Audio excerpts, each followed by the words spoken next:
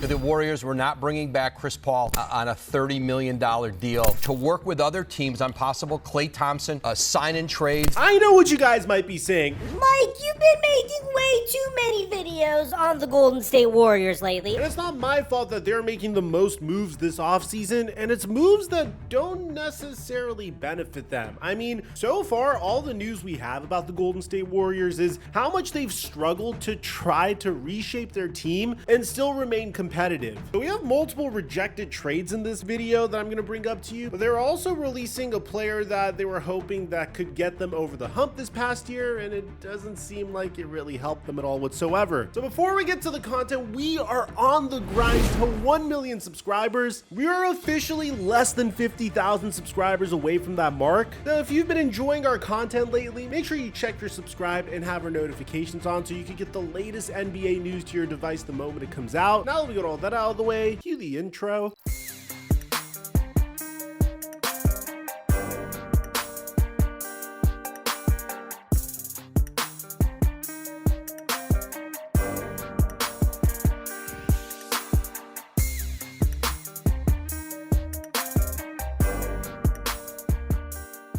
Mic check 1 2 1 2. What's going on, everybody? Last year, the Golden State Warriors were in some trouble. Throughout their entire season last year, there was tension between the Golden State Warriors and Jordan Poole. I mean, things were great the year before when they won a championship, with Jordan Poole even saying to Andrew Wiggins, "Hey, you about to get a bag. You about to get a bag. No. You about to get a bag. We about to get a bag. We about to get a bag." But then, when time came for training camp, Draymond Green just went off the rails. I mean, at the time, we didn't know whose side to take. Should you take Jordan Poole's side or Draymond Green's side? But I think after a whole other year of seeing Draymond Green's behavior, I don't think it's that bold to see who was in the right and who was in the wrong in this particular instance. Draymond Green was caught on camera punching the living talent out of Jordan Poole. Things were not the same for the Golden State Warriors throughout the entire season. There was footage about Jordan Poole not really putting as much effort in during their 2023 playoff run, and the Warriors essentially had to choose between the old guard, the big three that won them 3 out of their 4 championships before Jordan Poole came along, and the new young talent that they were trying to add on to develop while competing simultaneously with their old big three. At that point, they already gave up on James Wiseman, shipping him off for peanuts so they could bring back Gary Payton. But with Draymond Green's free agency last year, the Warriors essentially had to choose between Draymond Green and Jordan Poole. And a part of me is wondering whether they chose correctly in hindsight. Again, there's a reason why Bob Myers stepped down, and it seemed like no matter what decision the Warriors would have made, it would have been a tough one. You're either saying goodbye to your big three that won you 4 championships, or you're retaining the big three and screwing over the young talent that you invested in. And it seems like in the case of Mike Dunleavy Jr., he chose to appease the big three, and that didn't really work out. And he did it in the most backward way ever. I mean, very shortly after saying this about Jordan Poole, especially with his contract extension, plan to have him here for 4 more years at least. The Golden State Warriors decided to ship Jordan Poole to the Washington Wizards in a trade that I can't believe I'm saying this, but it looks like the Wizards won. Bear in mind, the Warriors didn't just ship Jordan Poole, they shipped Ryan Rollins, Patrick Baldwin Jr., a 2nd round pick, a 2030 1st round pick, which was top 20 protected, and cash considerations, just so they could receive Chris Paul. Now, Jordan Poole was a bit of a dumpster fire to start the season. I mean, we memed him mercilessly on this channel. I made maybe way too much content on him on this channel, but the philosophy was that maybe Chris Paul could come off of the bench. Maybe Chris Paul can get the youngsters off of the bench more involved. And for the most part, he performed how we expected him to perform. He wasn't bad by any means at all whatsoever. We're talking about a 38-year-old Chris Paul. He averaged 9 points and 7 assists while playing 6 less minutes per game, and even shot 37% from 3. The problem is that Chris Paul was set to make $30 million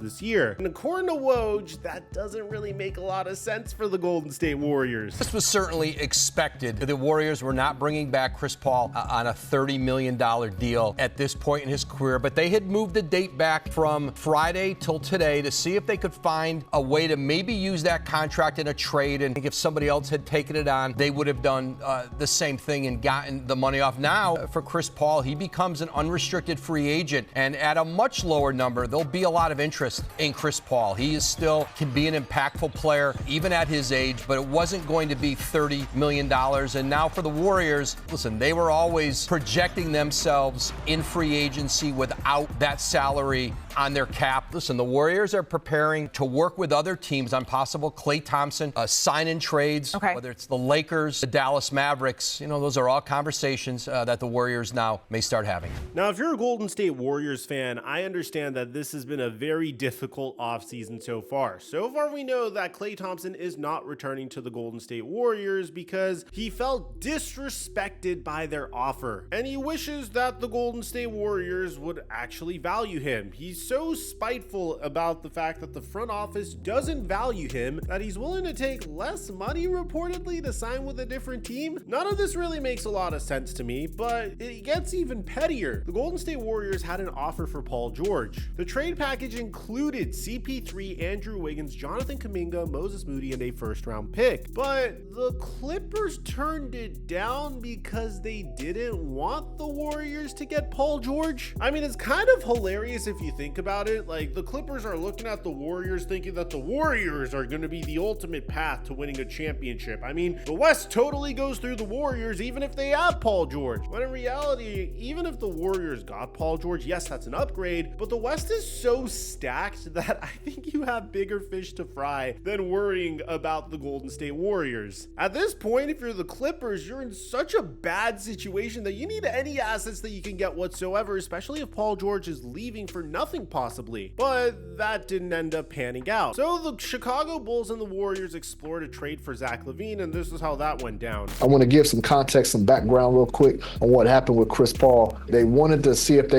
Chris Paul would agree to push the guaranteed date back again to give them more time. Chris Paul and his camp, they were not amenable to that. I was told that the Chicago Bulls were trying to get something going with the Golden State Warriors, trying to get a Zach LaVine package together. You know, what I was told, it could have been a Zach LaVine for Chris Paul or Andrew Wiggins. The Warriors, from how it was explained to me, the Warriors, they didn't feel that was an adequate amount for a deal structure, so things didn't go as planned. So that fell through, which led to the Golden State Warriors choosing to release Chris Paul. And I was told it was Mike Dunleavy, the general manager, who called Chris Paul and gave him the news. So when neither of those things happened, the Warriors were in some serious trouble. And the Warriors' only option at that point was to straight up waive Chris Paul. This is pretty much the Golden State Warriors waving the white flag and saying there isn't really a trade out there that we wish to pursue. Originally, they pushed back Chris Paul's option, but now it's official. Because according to Shams, Golden State is waiving Chris Paul. Paul had a $30 million guarantee date today. He now becomes a free agent. It really sucks, man, for the Warriors because I don't really see how they improve from here. Maybe they pursue some high-end role players to replace the fact that Klay Thompson left. There aren't a lot of players out there that make me think that they can immediately improve the Golden State Warriors. But in terms of Chris Paul, he has a lot of nice options. I mean, the top teams that would be interested in Chris Paul is originally we heard the Clippers would be interested. I'm not necessarily sure if the interest is still there, but we also know that the Los Angeles Lakers are interested in Chris Paul if it's for a veteran minimum contract. LeBron and CP3 have been open to teaming up for years, and the opportunity is now there. Okay, I guess Laker fans finally will get to see Chris Paul in a Laker jersey after all. Only it's gonna be 13 years later when he's clearly past his prime, possibly playing in a bench role if he decides to sign with us. Look, at the end of the day, Chris Paul on a veteran minimum contract is an incredible acquisition. What he brings to the table in the locker room, in the film room, and his brain for basketball is invaluable. But coming from a Laker fan, I don't think the best place that Chris Paul can go to is the Los Angeles Lakers. As a matter of fact, I think the coolest place that Chris Paul can go to is the San Antonio Spurs. I mean, could you imagine Chris Paul in a Greg Popovich-like system? Two of the greatest basketball minds teaming up with one another to try to further develop Victor Wembanyama. Does it result in Chris Paul winning a championship?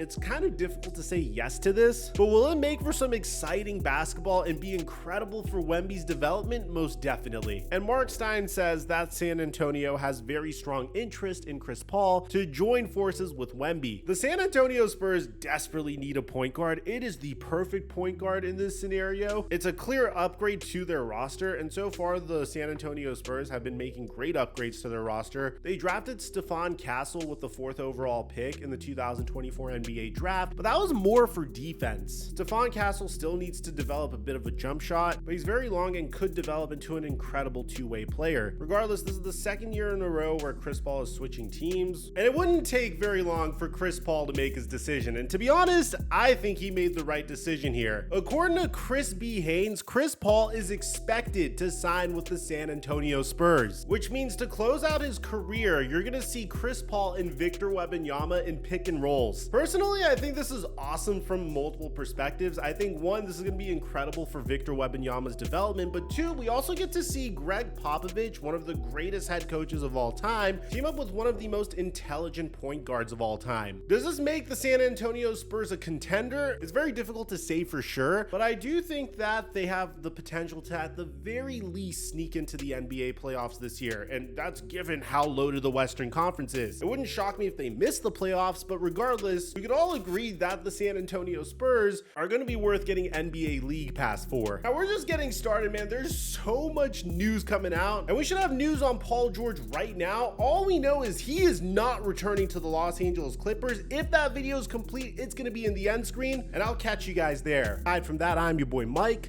and I'm dropping our mic until our next upload.